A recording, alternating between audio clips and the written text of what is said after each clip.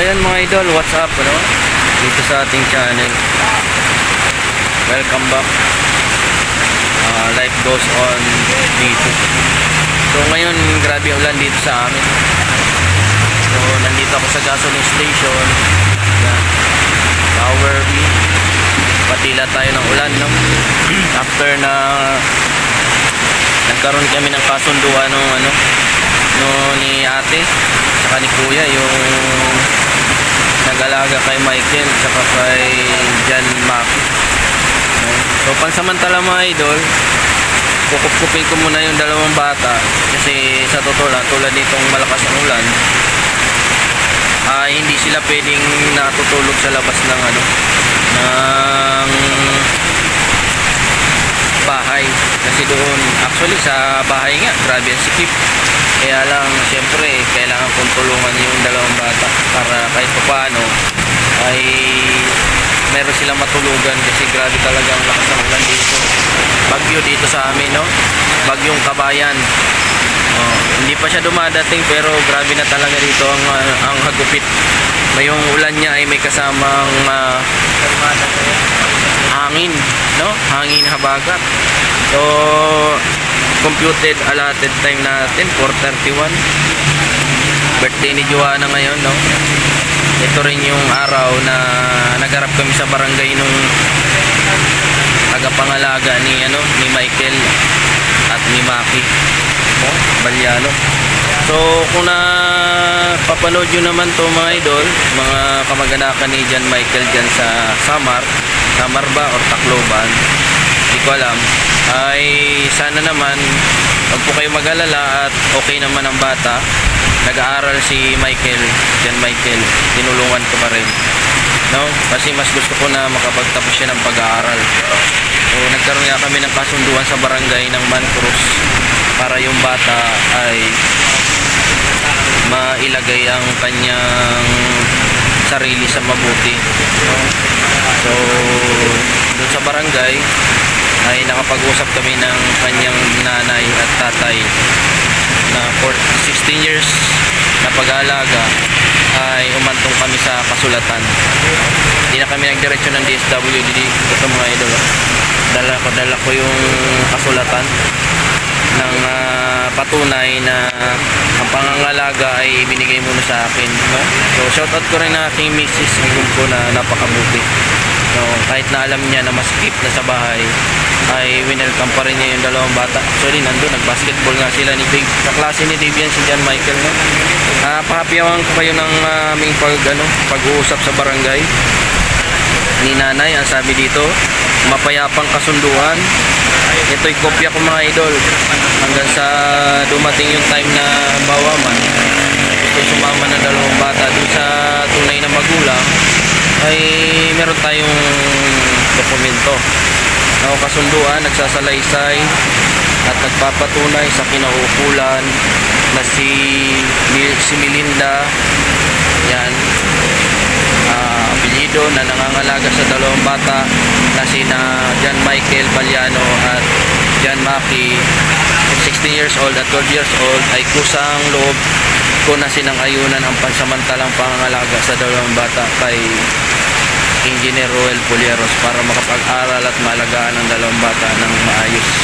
Kapag dumating na ang tunay ng mga magulang ng dalawang bata, ay kukunin na namin ang dalawang bata sa pangalaga ni Engineer Roel para magkaayos na rin sa DSWD at maiuwi ang dalawang bata sa kanilang probinsya kasama ang kanilang tunay na magulang. At kung ano man ang mangyayari sa dalawang bata, sagutin ni Engineer Roel Polieros. Ang bawat panig ay kusang loob lumagda ngayong 14th ng November 23. Okay? So permado, may witness, no? So shout out ko si butihin natin dyan na kamag-anakan nila, si Kuya Napoleon Sales, no? Thank you kuya sa kahit papaano natulungan mo yung dalawang bata na patulugin dyan kahit sa labas man lang o sa loob. Ang mahalaga yung bata ay hindi nagkasakit, no? Tapos yung mag-asawa na si Susie mo at Mary Jane, no? Witness pala ito, witness Mary Jane at Susie mo. Okay? mga witness. Pirmado ng punong barangay, ano?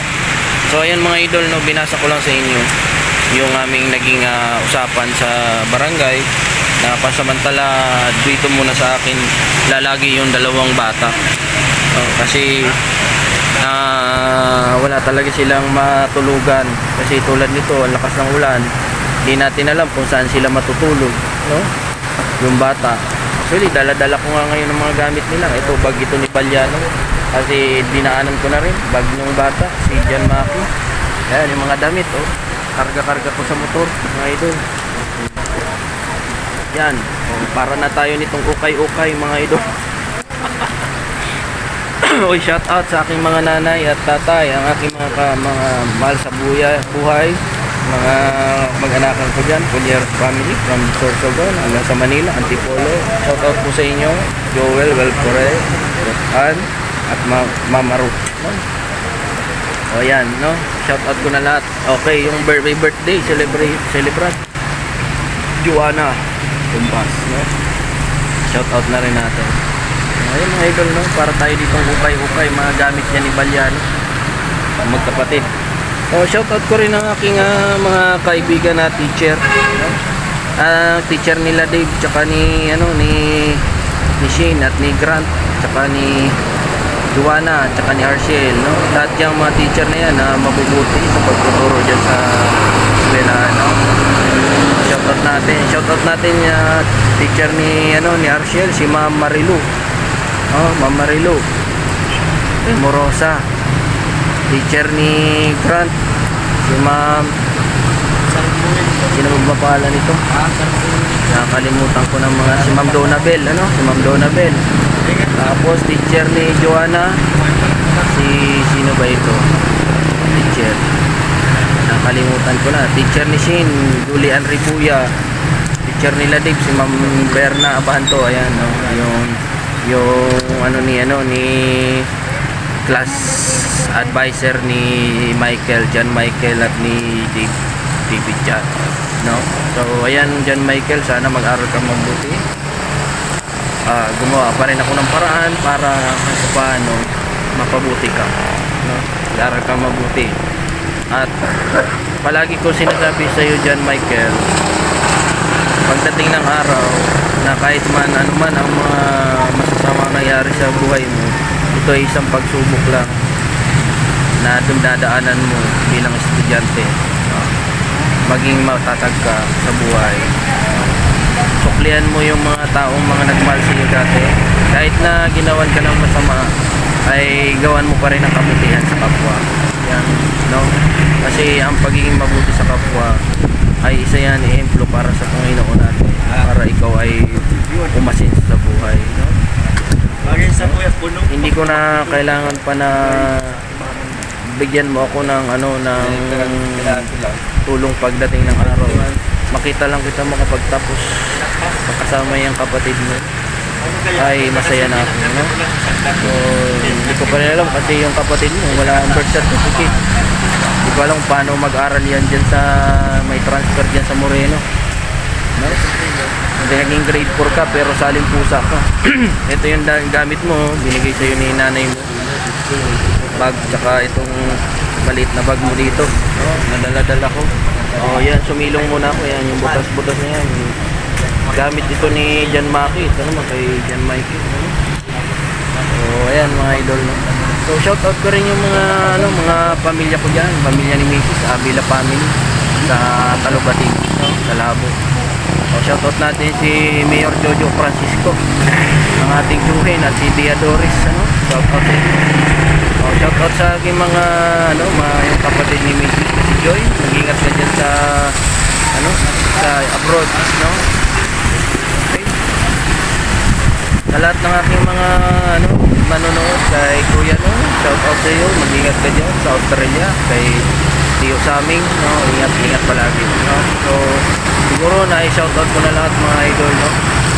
So sana itong video na ito ay sana magsilbing aral sa ating mga kabataan na ang pag-aaral ay hindi yan hadlang, o yung kahirapan ang hindi hadlang upang makamit mo ang gusto gusto mo sa buhay, lalo na sa pag-aaral. Kasi ang pag-aaral, mga idol, ay isa yung susi para ikaw ay umasenso sa buhay. So ayan mga idol, salamat sa inyo, no? Salamat ng marami. Happy 24,500 subscribers mga idol. Nagpapasalamat ako sa mga subscribers ko na hanggang ngayon ay naniniwala sa ating kakayahan, no?